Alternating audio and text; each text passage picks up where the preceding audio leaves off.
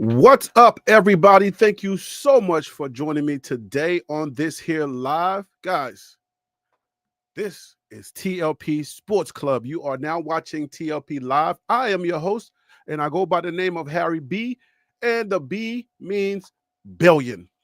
On today's show, I want to spotlight the top 5 greatest coaches or best coaches who have not won a national championship.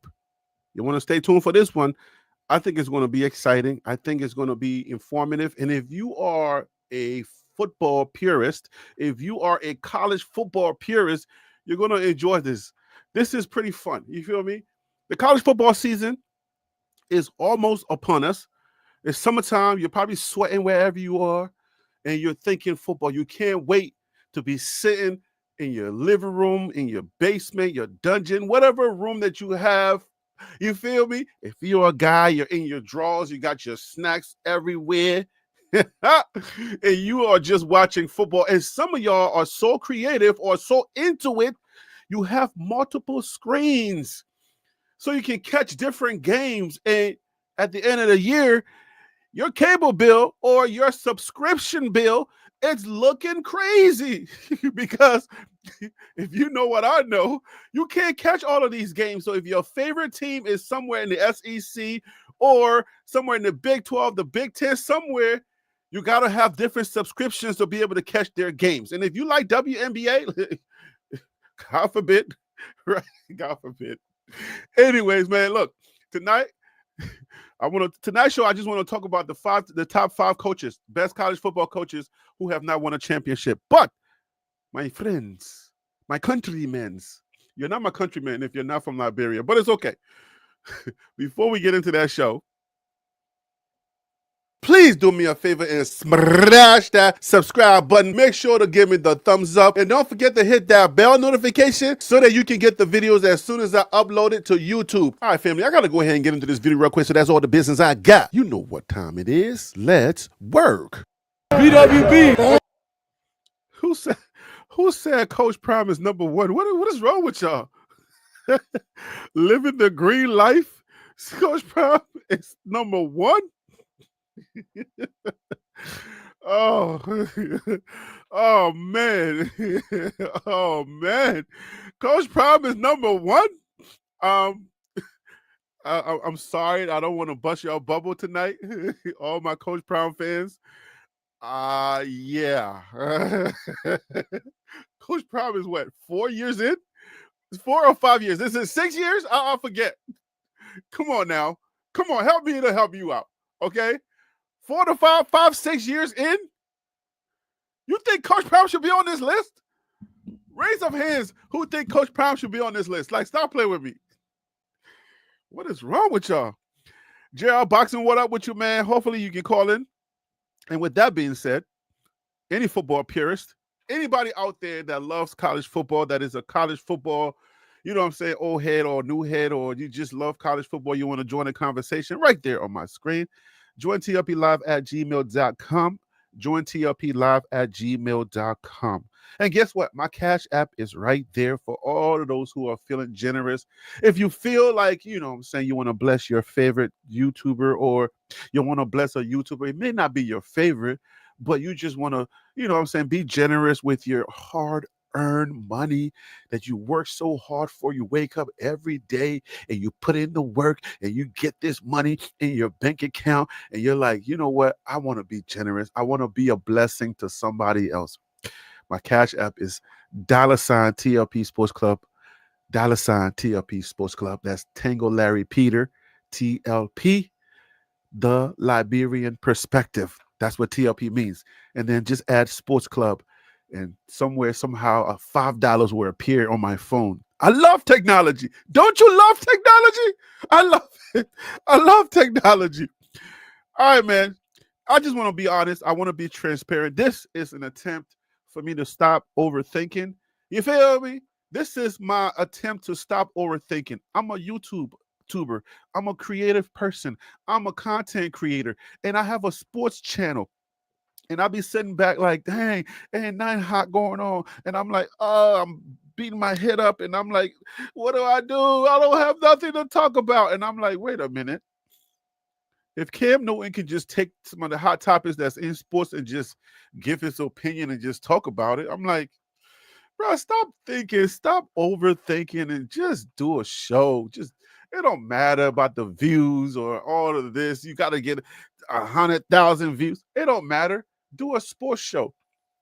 People are going to come and they're going to have a good time, even if they watch it after the live. So please join me as I attempt to not overthink this whole content creation thing and just come on here and do a show. All right. It may not be what you're looking for, but I guarantee you we're going to have some fun with it. Okay. JR Boxing. Hey guys, please join me if you want to have this conversation, if you want to talk your favorite coach.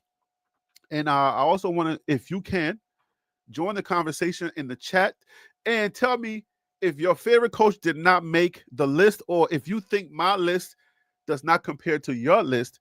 Drop some coaches in the chat. And if you drop some of those coaches before I get to this list, you might have some of those coaches already on your list. You feel me?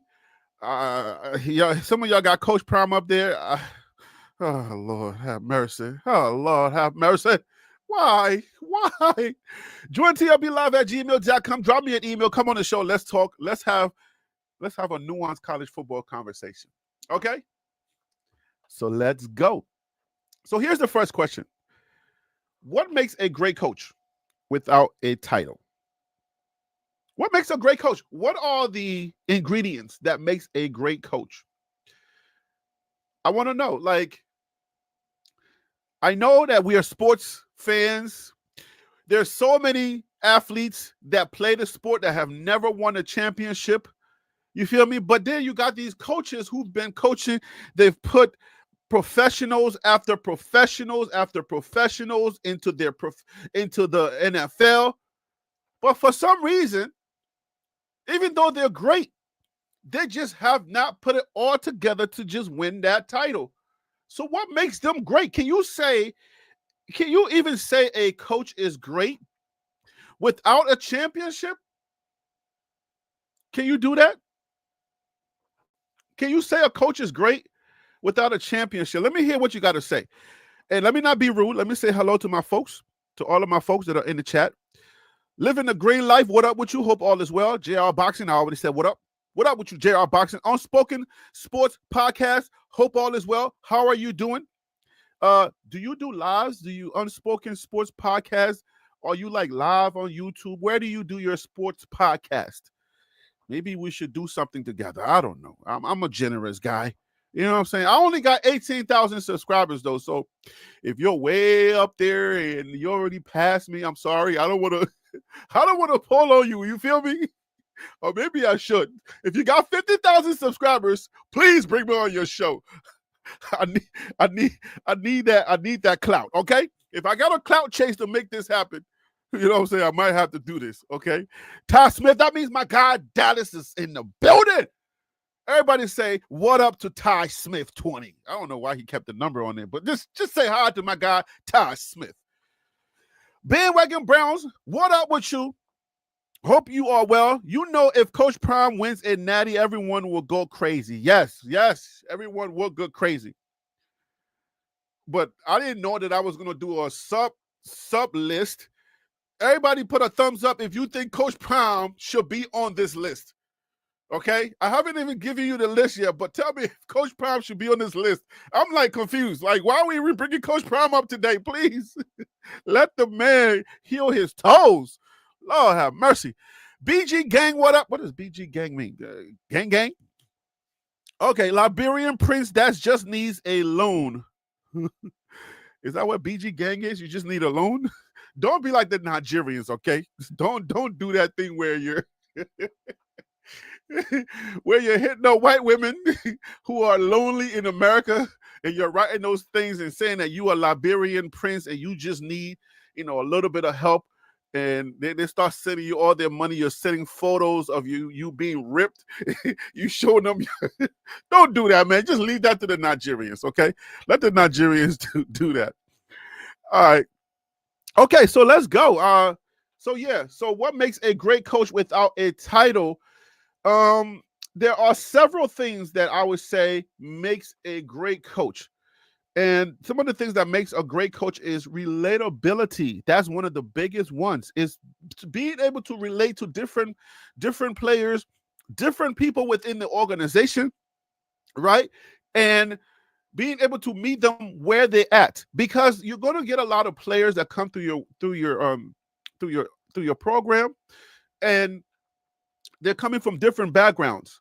And we know that football, it's not 70, I might have said 90, 70 something percent black young men, right? And then it's mixed up with whites and maybe Hispanics and whatnot, right? So you gotta be able to relate to everyone. The white players are coming from different homes, different backgrounds. The black players are coming from homes, different black backgrounds. And we all know that 70 something percent of young black American men, they are living in homes without both parents being in the home. Um, Dang, I don't have the percentage. What is your, any white men out there know your percentage?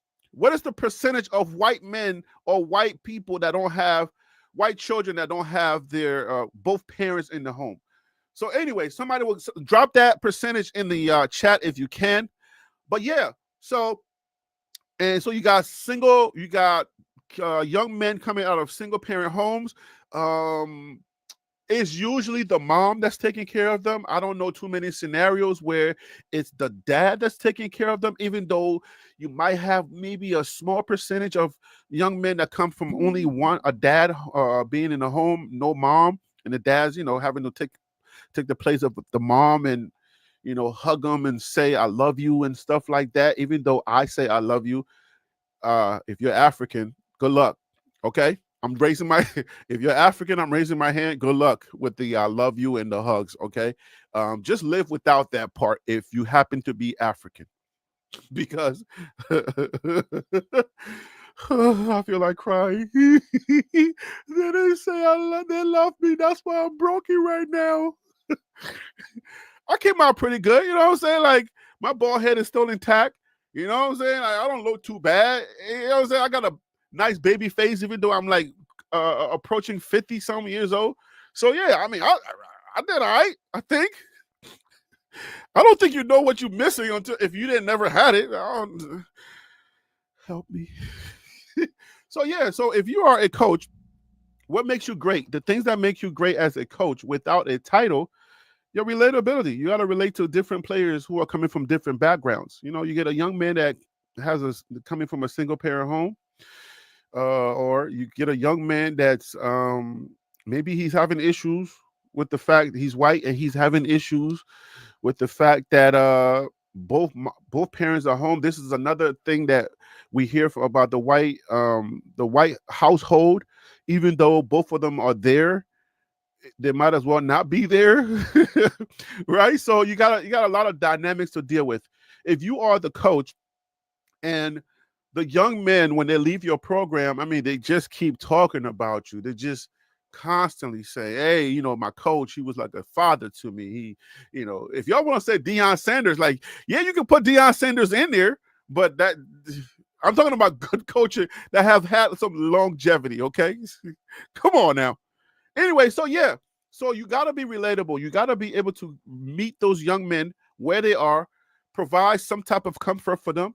If they are coming from broken homes, and they're using football as a safe haven for themselves, there's so many stories that you're going to face when you're coming into, as a coach. There's so many stories you're going to hear on the recruiting trail, as well as once they get into your program and you get to meet them. There's going to be a lot of stories, right? So you got to be able to be relatable, and not some static coach or some plasticky coach that, I'm saying, oh, young man, be great, make up, and you gotta go, you gotta practice, and when you hear those stories, you gotta be able to say, okay, you gotta be able to design something very specific for that player. Put them in do something special for them, recommend special things for them, so that they will know that you care about them, and it's not just about the football. those coaches, players talk about them forever. I mean, oh my gosh, when they are retired from the NFL, they will still be talking about those coaches. All right, so that's one thing. All right, relatability. Um, I don't know what percentage X's and O's really plays when it comes to being a great coach, but you have to be able to break the game down in a way that all of these players with different coming from different coaches, different high schools, different regions, and you know the different high schools and the different regions that do stuff differently. So there has to be a time where you're going to have to undo a lot of bad habits, right? Because some players, should I use Cormani McLean as an example? Some players, they're so athletic and they can do so many things that the coaches don't even care about them. They don't take the time to draw them in and give them some of those things that, you know what I'm saying, that they need, some of the real grimy things that they need to get out of that player. They just let the player play because some of them just want to win. Some coaches don't care. They just want to win, right? So you let them fly around the field and just do whatever they're going to do, right? You don't take your time to really coach them, give them the things that they need. So you're just there just to look good. You get a bunch of really good athletic players and you're dominating, and that's your identity. But when they get to college and they get to these coaches that I'm going to give you the names of, these 5 top coaches, you feel me? Like this first segment, we're just talking about what makes, a great coach. That's what we're talking about right now. We're going to get to the coaches in a second, but you know what I'm saying? I'm breaking this down all the way down. So yeah, so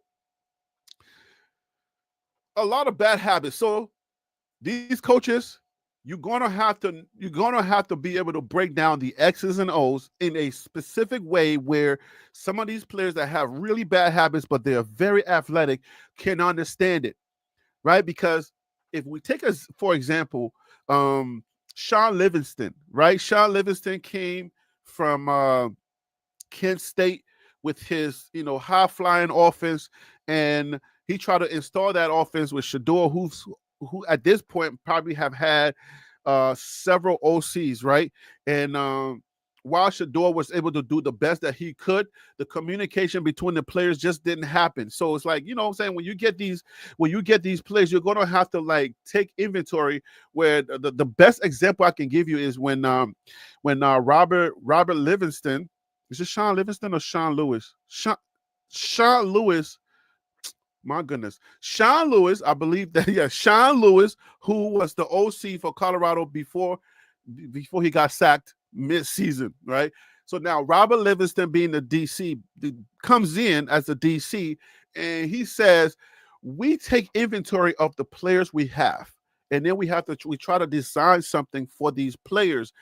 That resonated with me on a level that I just can't forget it, because you got different players that's coming from different systems, right? So I can give you an example of maybe like if you're from Maryland, right? The top schools in Maryland, like you'll get like Gonzaga, you'll get DeMatha, you'll get different schools and with these coaches in these different systems, they're not all the same and they're not all using the same systems, right? So you got to be very careful when you get these players to not just be so gung-ho on the type of football that you want to implement, and then you forget. So a great coach, somebody who is going to be on this list, should be able to break down the X's and O's, make it, make it in a way, simplify it in a way where all of these players that are coming from different backgrounds are able to actually learn this thing, and then it will be like poetry. So when you get on that field, you feel like you're not even thinking. You feel like you're just doing what you already practiced. Another thing that makes a great coach. Okay, so those are 2 things that I think we should kind of like, think about when we're thinking about what makes a great coach. Number 1, relatability. Number 2, the X's and O's and how they implement their playbook or what type of plays for these players. Now, before we get into we're going to be talking about what defines the greatness, but now I got a question for y'all. Do y'all think that the Natty is overrated? As the only benchmark for greatness is do we just have to keep the Natty in where it's at? Right? If you don't win a national championship, the conversation would never go anywhere if we say, well, Charles Barkley never really won the ring, but he's great. But can you tell me if you think that the national championship is overrated as the one benchmark for greatness? Let me hear if you're here. Let me make sure I got the email set up.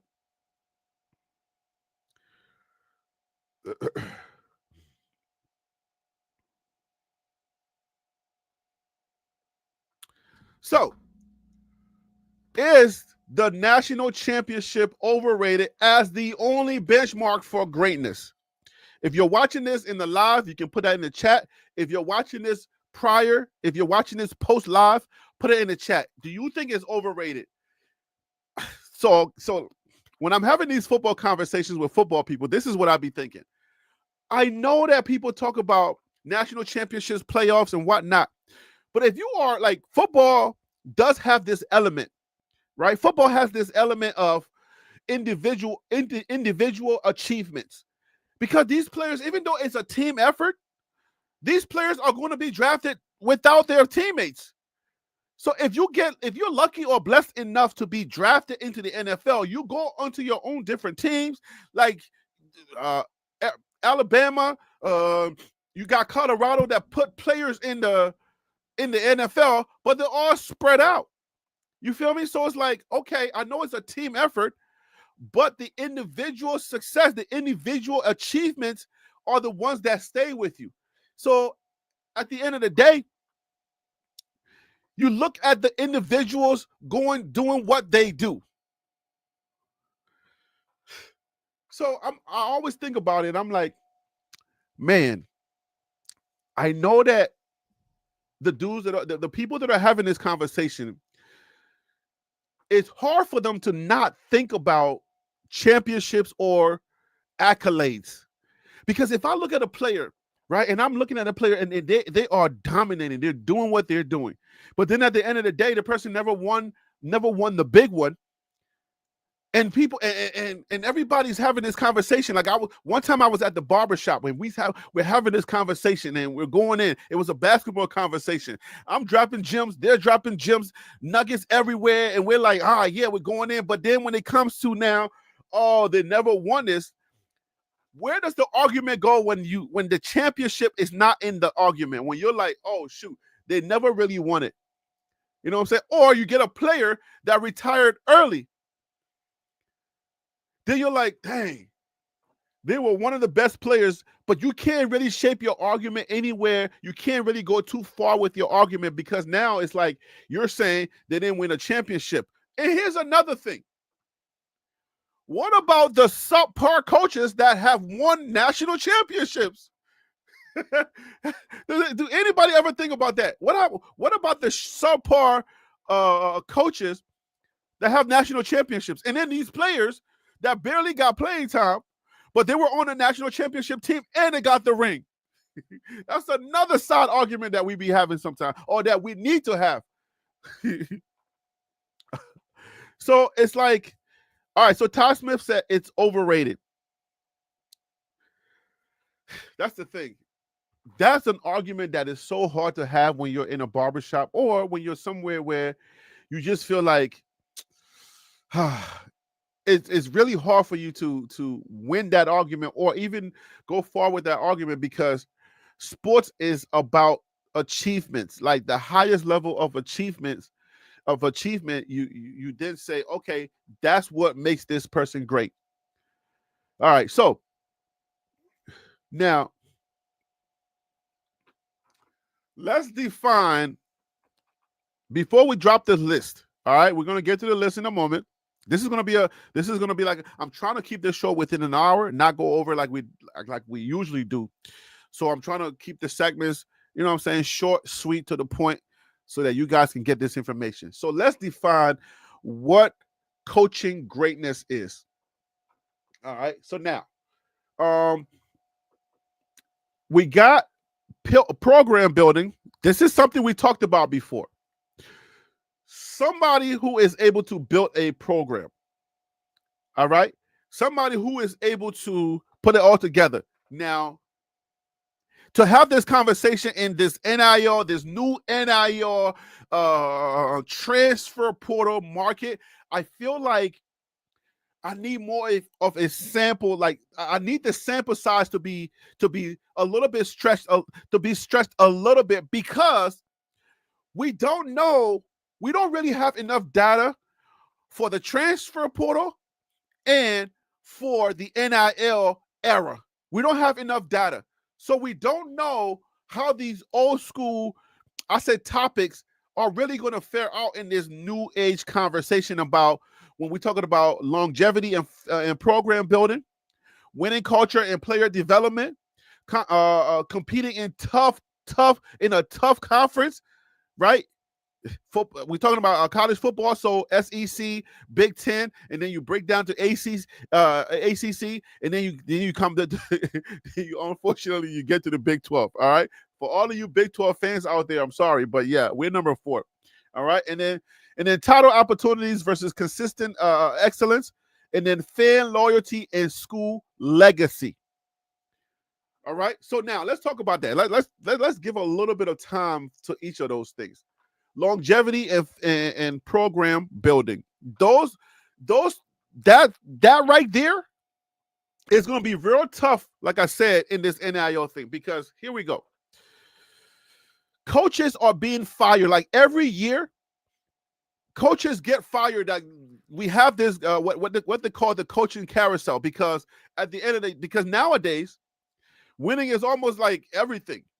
You don't really have time to build anything anymore, because players are coming and going as they want, right? Your top quarterback will be here this year. Next year, he's taking more money to go to a different program.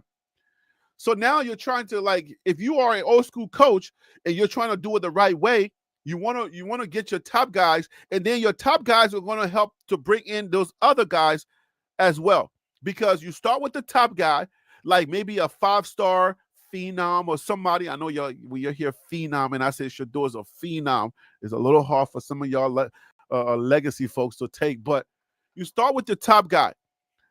I would say the way that the old school coaches used to do it, maybe you start with your quarterback, and everybody know that you got a great quarterback. Then some players would say, well, we got a good quarterback. If we can light up that receivers room or that running backs room, then I'm going over there. I'm going to go play for that team. Nowadays, your top guy is being haunted, right? Is being poached by people with more money. Schools are going over there. By the time the season is over, people jump into the transfer portal. So how do coaches do this longevity thing? How do coaches build programs when players are leaving all the time? How do you build your programs when you don't have players to build it with, right? And then winning culture and player development. You start off. That's why Coach Prime is like, let me get the guys that are in the transfer portal who have already played a couple of years and they're ready to go. Because in this new environment, we ain't got no time to build nobody. You build them up from a pub when they came from high school with their nose wide open, right? You build them up 2 years later, they're out of here. Or next year, they take more money and they're gone. How are you able to do that? How can you sustain that kind of thing? Back in the day, it was easy, right? The top coaches, if you were able to establish some type of winning culture, players will come to you because at least you have some type of winning culture over there. Players will just want to win, all right? Maybe everything was not, in place, but you start with the winning. You put a few wins together. Next thing you know, you're getting top players, and then you start to figure it out. So I'll let you in on a little secret. Some of your top coaches weren't really that great of player development or program builders, right? Because some of these coaches that come in here, and what happens is they're able to, maybe they have a few of the elements that we talk about, right? Maybe you can relate. but you really don't have the building part down yet. So you start relating to people, you start building your program, you start winning a few games, and then you learn as you go on the job. It happens all the time in human development.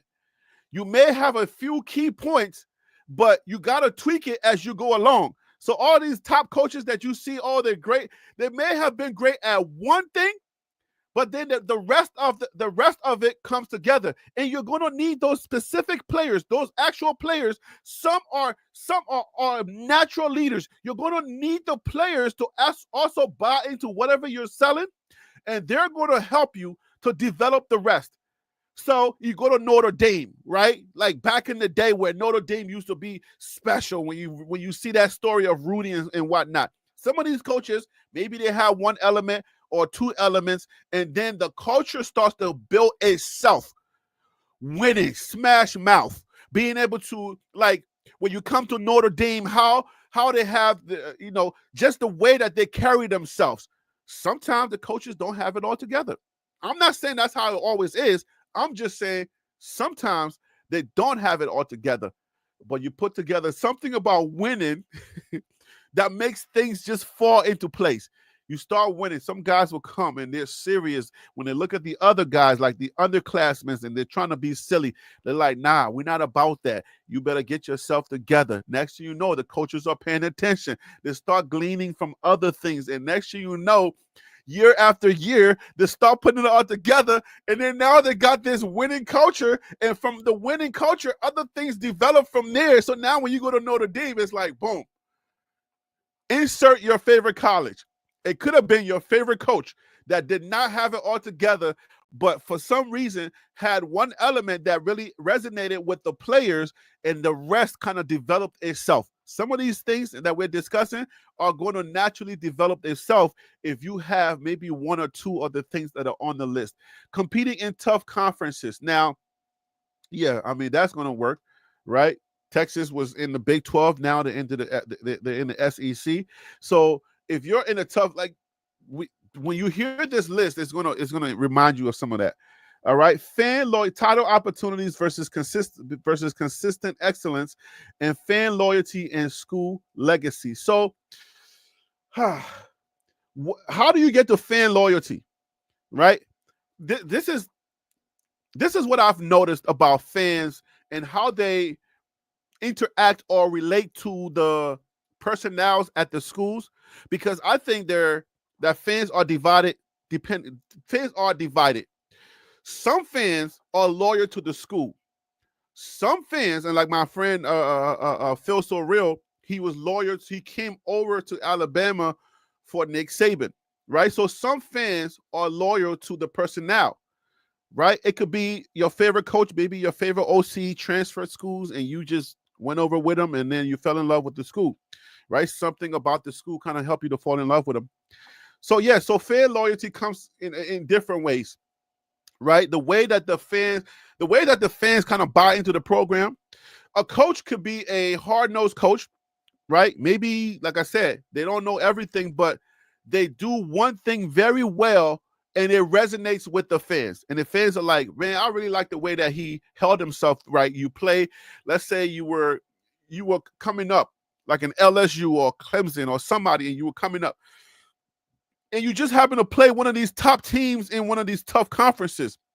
And you may not have won that game, but the way that you held it together, and the way that your team battled, like it just gave the fans that type of feeling like we are fighters. We're never gonna give up. We're gonna fight to the end, and that's how you kind of gain loyalty over time.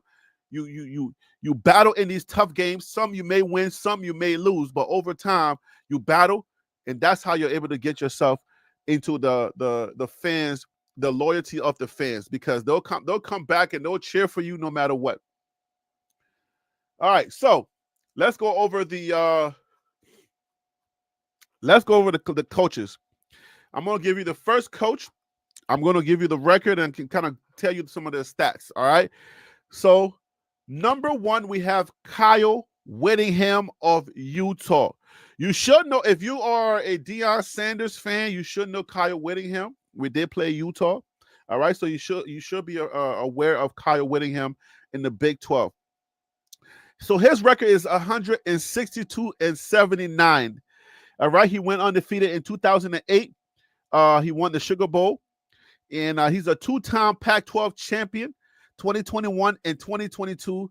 He's a constant contender with 3-star talent. So that is his claim to glory, right? He can take the lesser talent and bring him up and coach them up. So yeah, Kyle Whittingham was one of the. If you've watched some of my videos, I've actually highlighted the Pac-12 coaches, and I've also highlighted the some of the other coaches that were in the Big 12. So Kyle Whittingham comes on as number 1 on our list because just give me 1 second. Let me send this email.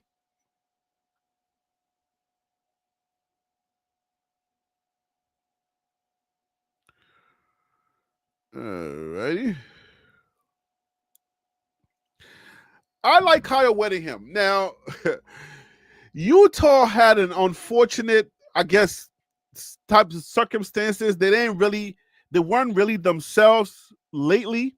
But Utah is like one of those teams. When I was talking about them earlier and I was learning about them, I was like, oh my goodness, Utah is one of those teams that we do not want to mess with. Like, we don't want to see Utah, the way that they play football, the way that they are coached. Utah is tough. But Kyle Whittingham, like, he has won 162 games. Like, only in his career, only lost 79. If you win 162 games and you only lost 79, you have not won the big one. You start to wonder, like, what is he missing? Should he leave and just go to a tougher conference? Maybe go to one of these blue blood schools to try to get it done? Or are you gonna let me ask you the question. Any of y'all think like coaches, just like players, should be chasing the ring? Do y'all think coaches should chase the ring? Because you get a coach like Kyle Whittingham. Kyle Whittingham with like such a great coaching pedigree, winning 162 games. At a certain point, should Kyle Whittingham actually jump ship and just go to a conference that he can have a chance, like one of these blue blood schools where he can have an opportunity to actually win?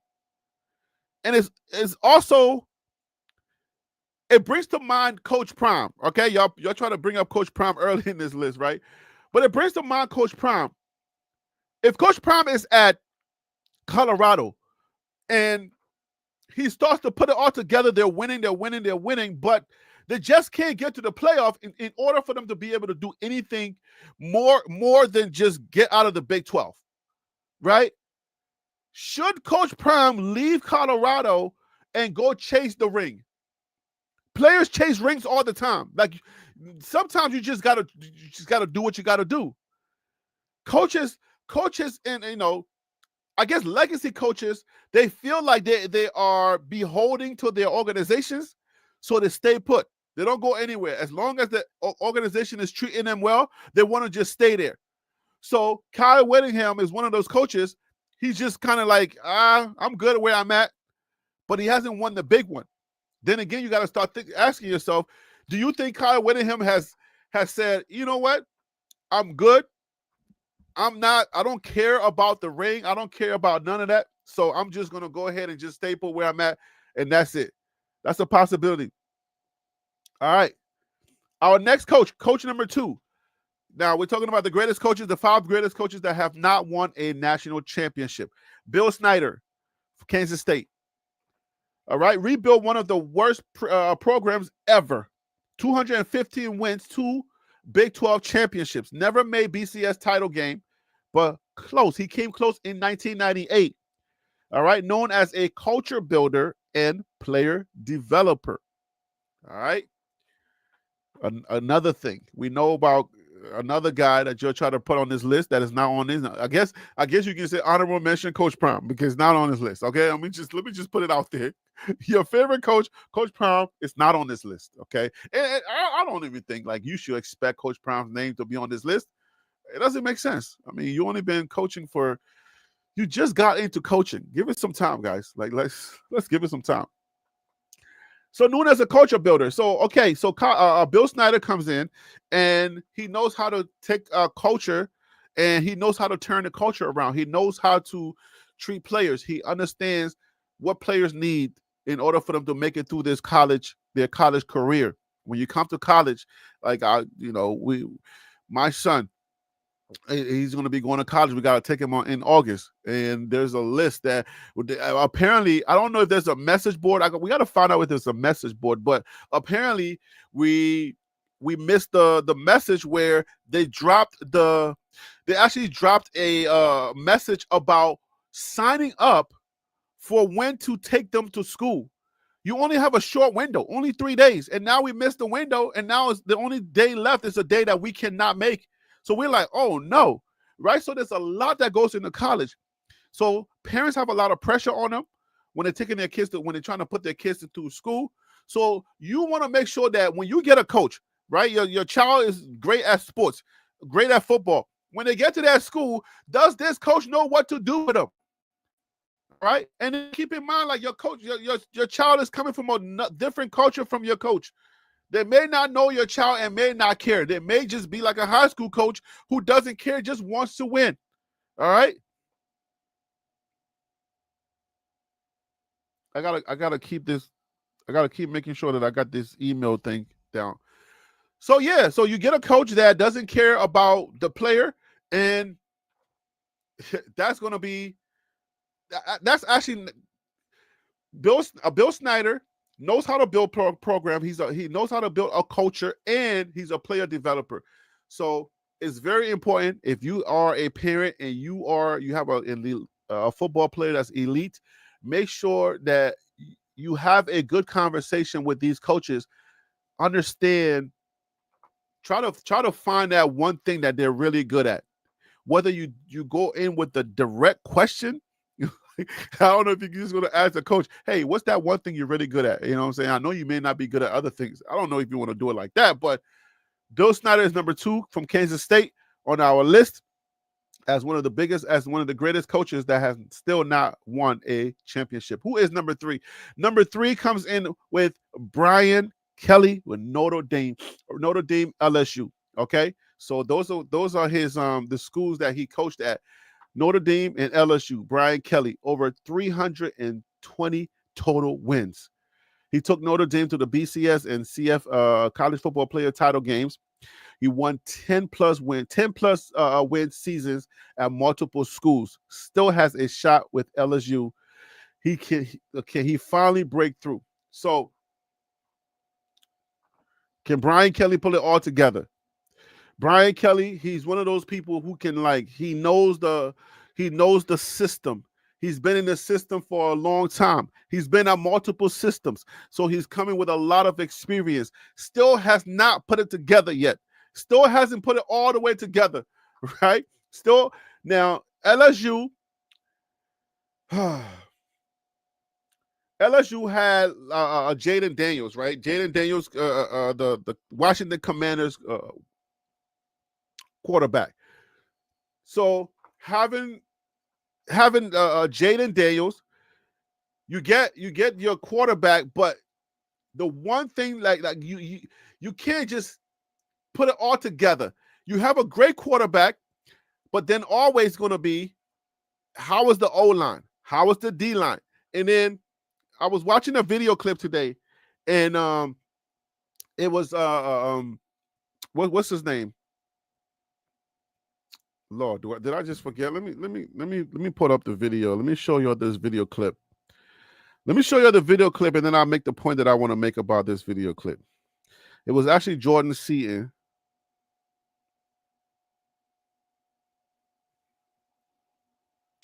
I'll put up the clip, and then we'll talk about it. Give me a second. I thought it was pretty dope on what they were talking about.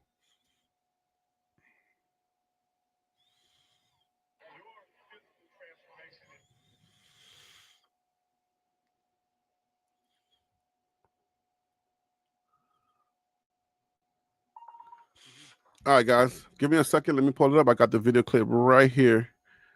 and we'll talk about it.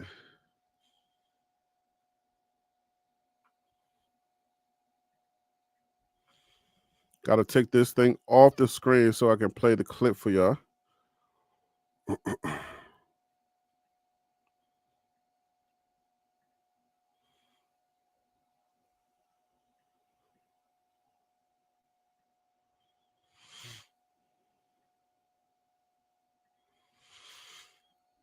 No dead air in media. Okay, here we go. All right, so this is Jordan Seaton right here. And let's watch the clip and then I'll talk about it. Hey, Jordan, your physical transformation is remarkable. You look like a guy that's ready to go play on Sunday right now. What did you do, or what can you tell me to do to get my body like that? Ozempic. All right, now.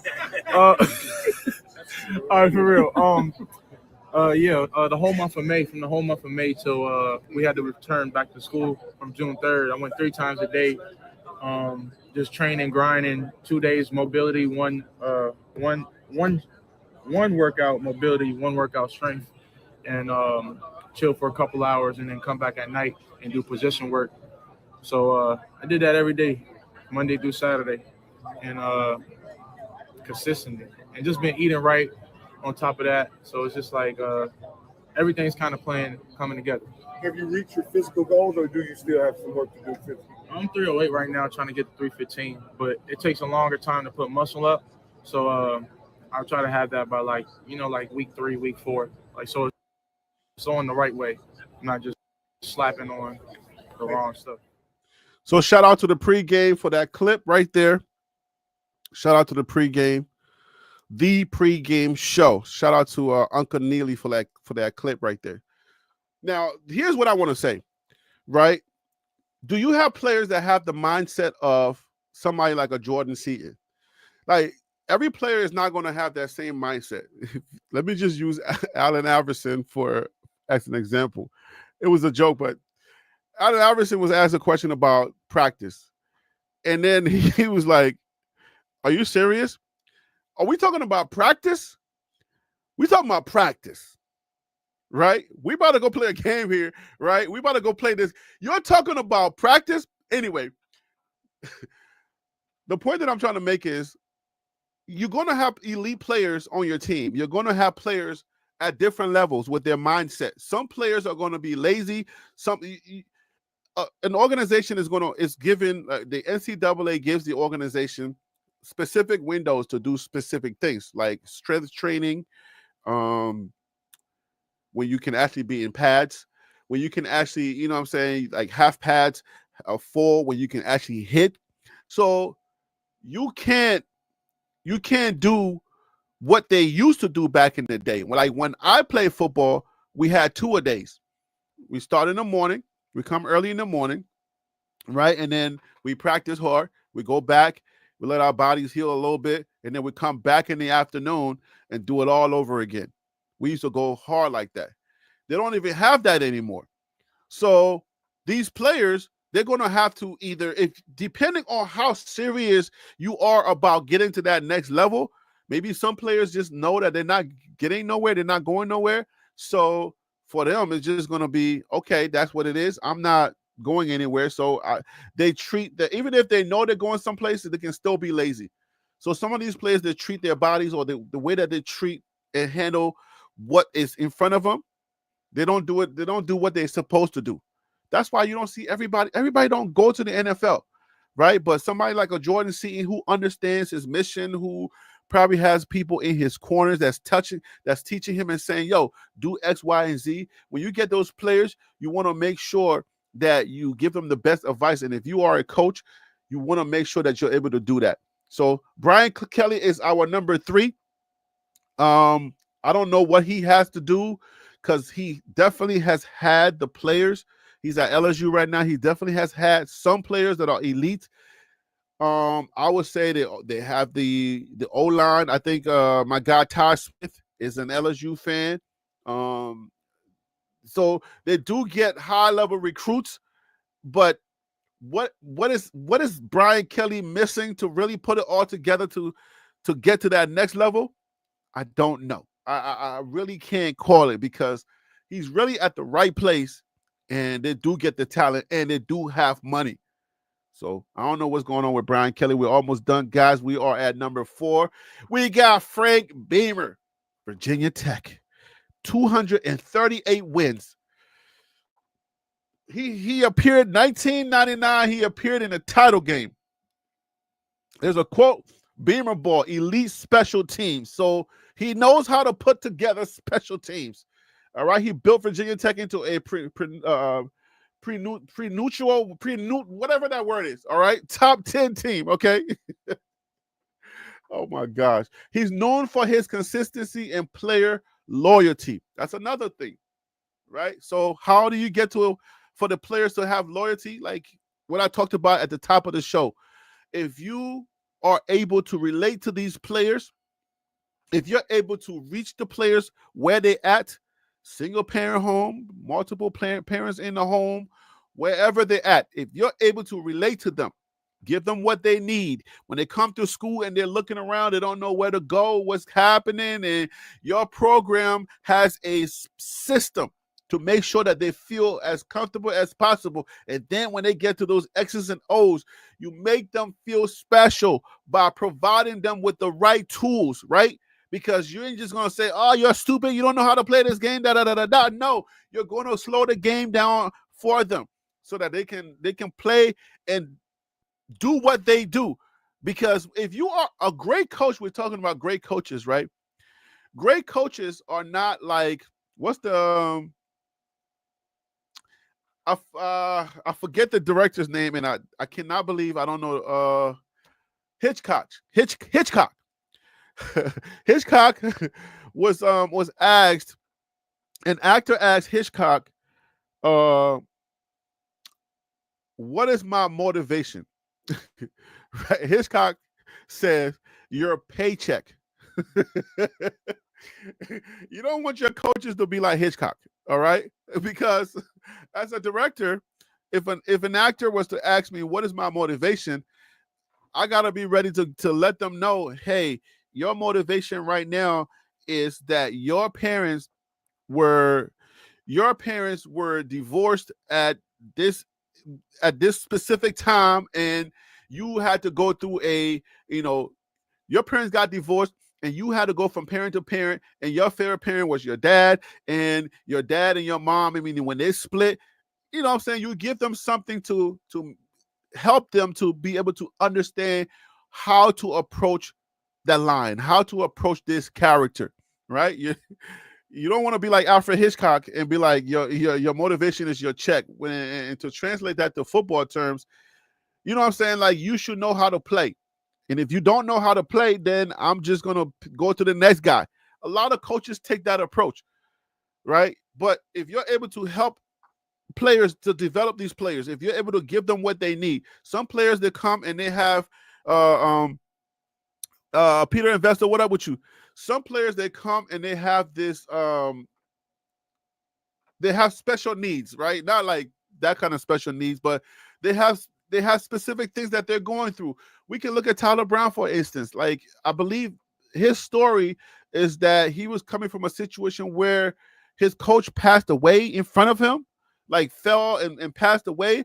So mentally, you know what I'm saying, like, you got to be able to take a player like that and really help them to understand life at a different pace, right? They already know how to play football. That's why you recruited them to begin with. But they're coming in with some type of mental, anguish. They're coming in with something that you're going to have to help them on a different level. When you're able to do that, when you're able to connect with these players on that level, then what happens is they develop this loyalty to you, right? And especially, this is one of those things where I would say, how do you get retention, right? The way that you work with retention is you're not going to be able to fight the money issue. So in this new football era, I think the one thing, or maybe a couple of things that coaches need to really work on, is being relatable and meeting these players where they're at and really helping them to understand the game of football at the college level. Those are very important, Because if you treat a player like another number, what is going to help them to make that decision easier to stay when you got people coming in and offering them millions of dollars? I'll say thousands and thousands of dollars. What's going to help them? You're going to have to build a special bond, a special relationship. Whatever you do, you're going to have to treat them special. Because if it comes down to the decision where daddy or guardian or whoever it is saying $2.5 million is very hard to to refuse, and they're now in their prayer closet or they're now by themselves, they're with themselves now, making that decision, because ultimately the decision is yours. The decision is theirs, right? So when they're now with themselves and having to decide between the coach and that $2.5 million, something is going to spark in their spirit. Something's going to spark them to say, I want to stick with Frank Beamer, right?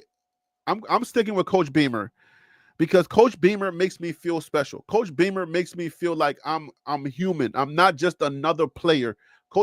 That's why Coach Beamer, one of his things is known for his consistency and player loyalty at Virginia Tech. So that's very important for coaches. Now we come to our last coach. Give me 1 second, guys.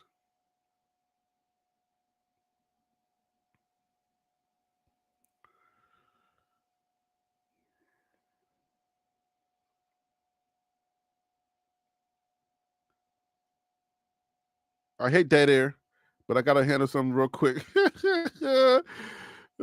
Talk amongst yourself while I do this. Give me 1 second. Oh, Lord. All right.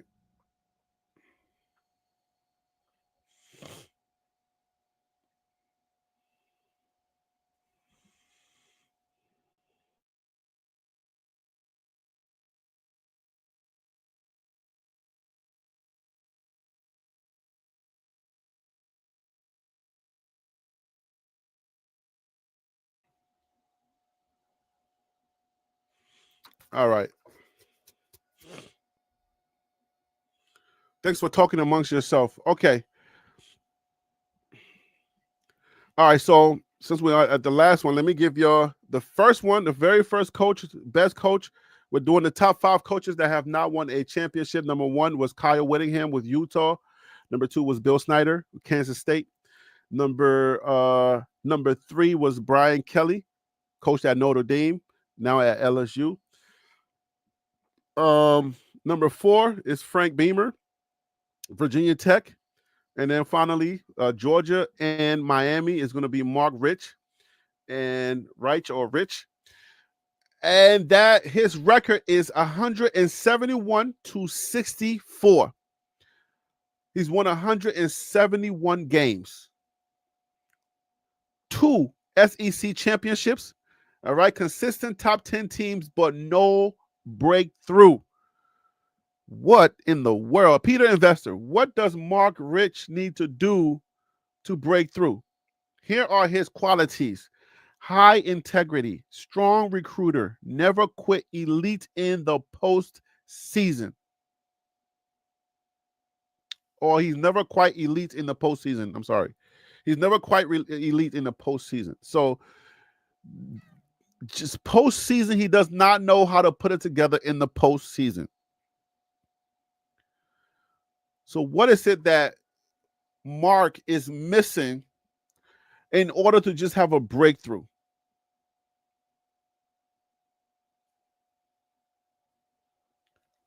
We got a few honorable mentions.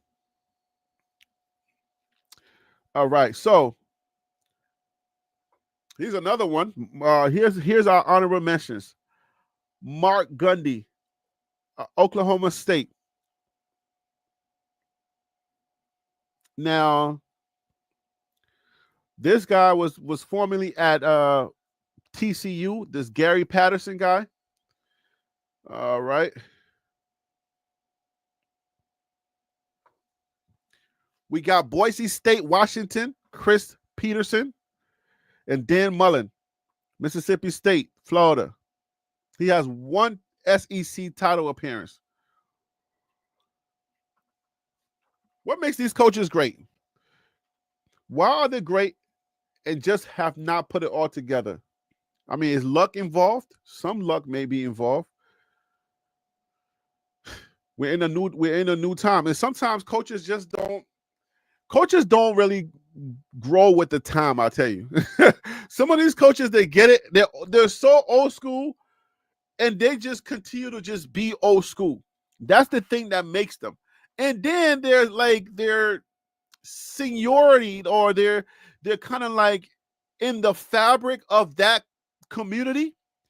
They've been there for so long that they just don't, like, they win enough to keep the, you know what I'm saying? They win enough to keep the base happy, but the championship thing has just eluded them. All right, so Peter says some of those guys are no longer coaching. That's correct. That's correct. So the idea was some coaches that either have retired and never won a championship, and some are still coaching and still haven't won a championship. So Peter Investor said, what is the criteria for choosing the best coach? Be a player coach, a performance, the prize, national championship, for the pay. So yeah, I think as far as being the best coach, it has a lot to do with your record. It has a lot to do with player loyalty, and just how the culture in your community, just, you know, and also like the community at large. Like, they don't even have to be your home team, but some people know these coaches. Like, if you take Brian Kelly, for example, you're like, everybody knows Brian Kelly's a great coach, right? You just like, because of either games that you've watched or you just heard the name so many times. But yeah, the community plays a big part.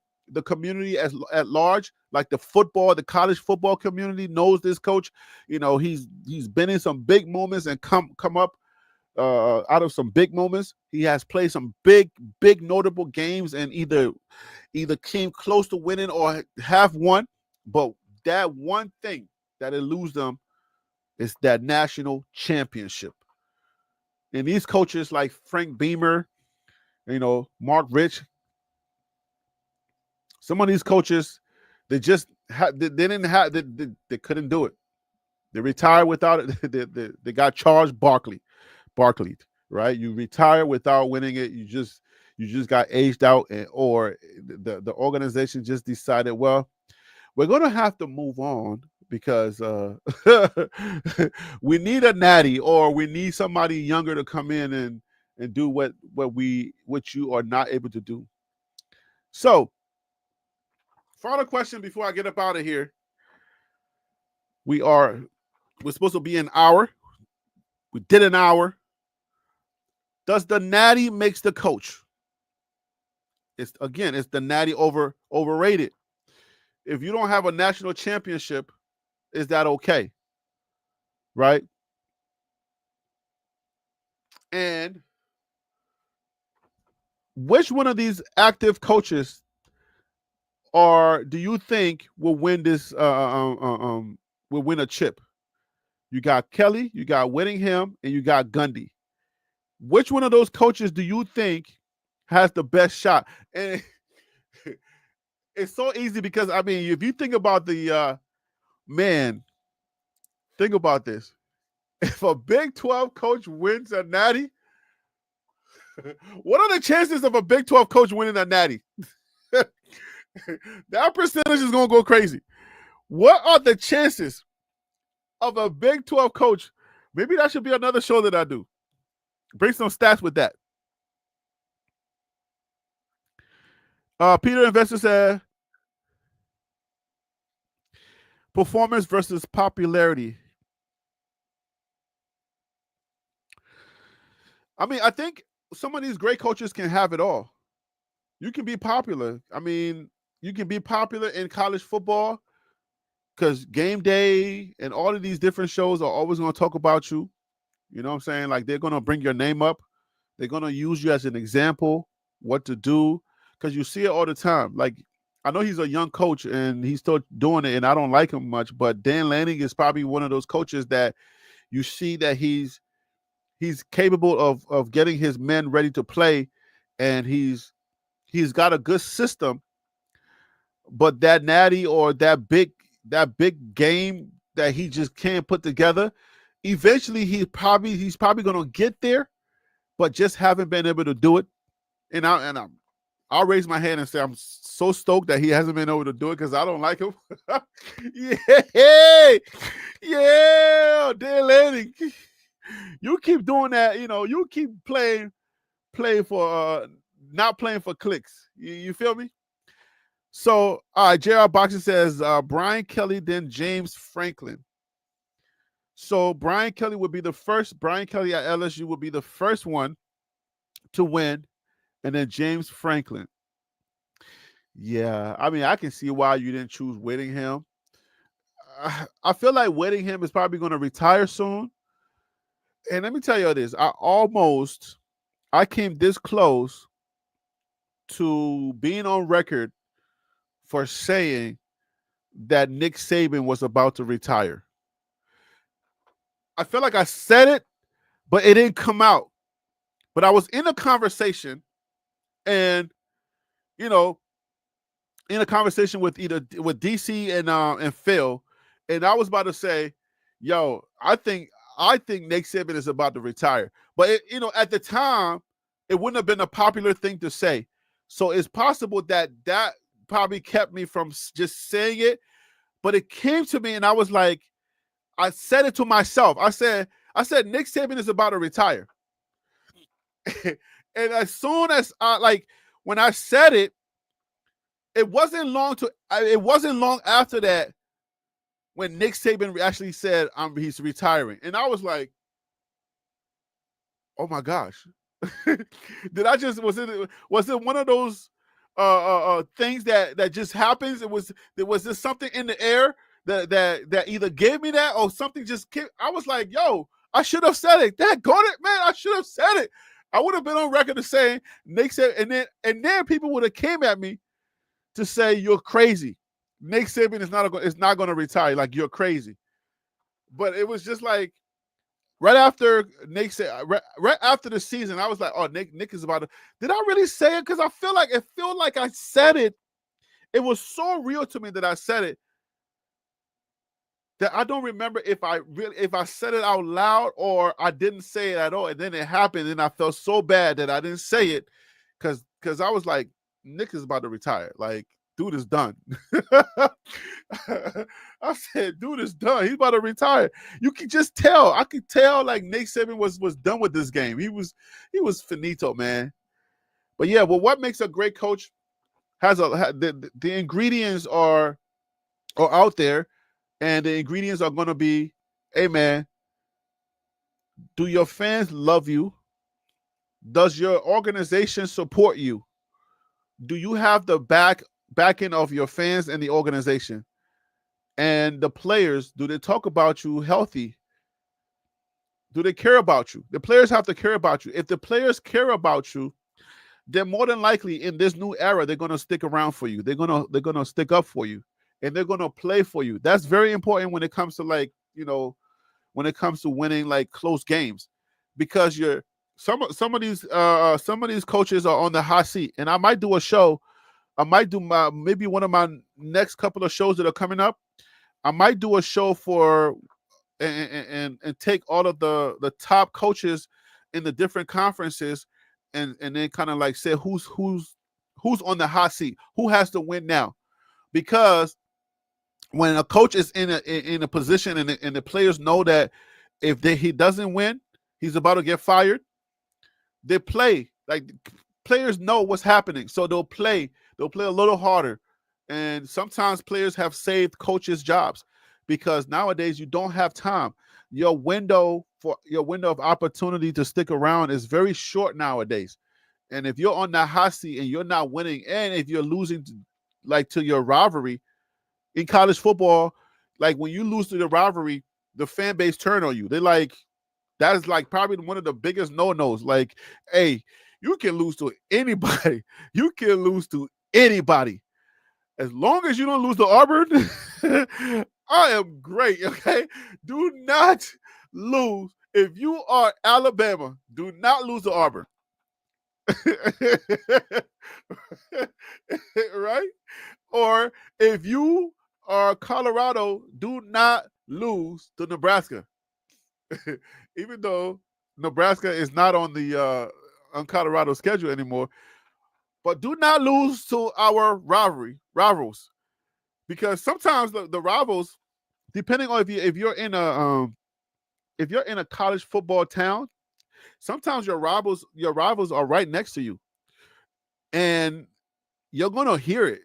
The players, they want that bragging rights, so you're gonna hear it. Like, you're gonna, let's say, who was A&T, because UNC Greensboro, where I went, we didn't have a football team, but I watched A&T football.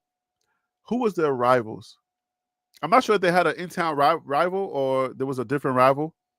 But yeah, if you have an in-town rival like Colorado and CSU, or like, I think Georgia and Georgia Tech, those are like in-town rivalries. So, but I don't know if you can say, I know Georgia Tech probably had some years where they were really like elite, but now it's really hard to really tell where Georgia Tech is at. I don't know what transpired with Georgia Tech, but I mean, they were good last year, but they haven't really been in the conversation. So, but those in-town rivalries, boy, whew, you lose those games, coaches get fired quickly. Like, students be writing emails to the dean, like, hey, I don't care. I know you're not with the football, but I just want you to just fire this coach. Anyways, a great coach trusts his players.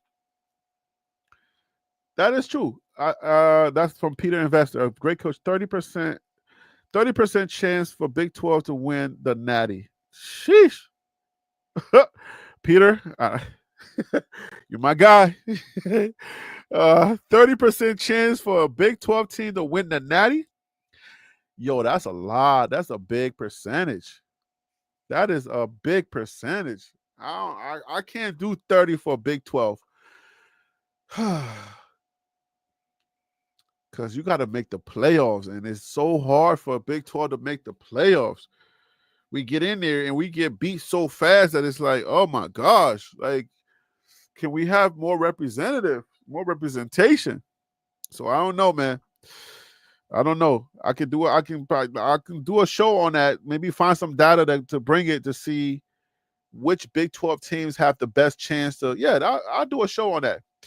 I'll find some data and to try to see which Big 12 teams have the personnel and the right juice to be able to go all the way. I think that would be a good show because a lot of people around here like Coach Prime, and so this is like Big 12. This is Big 12 area. So a lot of y'all are familiar with the Big 12 conference. So if I do a Big 12 show, more people will get involved. So I'll do a Big 12 show. I'll put together something. But again, like I said, I'm fighting myself. I'm fighting my overthinking. You know what I'm saying? These type of shows are not going to be the most popular shows, but these type of shows are going to be shows that I just get off my chest. It's going to live on YouTube. People will find it. They'll find the stats. They'll find the data, and they'll enjoy it from time to time. So, but this is going to help me to overcome that overthinking. Like, hey, man, you a sports channel. Do a sports show. So I'm about to unleash myself. I'm just letting go, being free. So it's not always Shador, Deion Sanders, Colorado. If I don't have that content, then I'm not doing a show. Nah, man. I do more like Cam Newton. And if there's a topic that is a hot topic that's happening in sports, just like Nightcap and those other shows, you know what I'm saying? I'll do a show around that, and I'll come on here and I'll talk, you know what I'm saying, and do what I do. So I'm trying to unleash my sports self and get this channel moving so I'm not stagnant. Hey man, I really appreciate for those of you, the few of you who are here and you're rocking with me, Peter Investor, JR Boxing, Todd Smith, BG Gang. I don't know what that means. Bandwagon Browns. I appreciate y'all rocking out with me. Thank you so much for always rocking with me. I appreciate you. I'm gonna have another show. I gotta put some data together and see which show makes the most sense. All right. Since we're dealing with the NFL, also, I might just do a show where I talk about the Cleveland Browns and I talk about their wide receivers. Right? I'll do shows. I'll be doing a lot more shows just because I need to do that. I need to get it out of my system and stop overthinking. Thank you so much, guys, for watching. I will see you on the next one. I go by the name of Harry B. If you are watching and you are not subscribed to the channel, please subscribe to the channel and also hit the like button on this video, because then YouTube says, oh, okay, people are liking the video, so I'm going to send it to like-minded people. Thank you for watching. I will see you on the next show. Peace. God bless.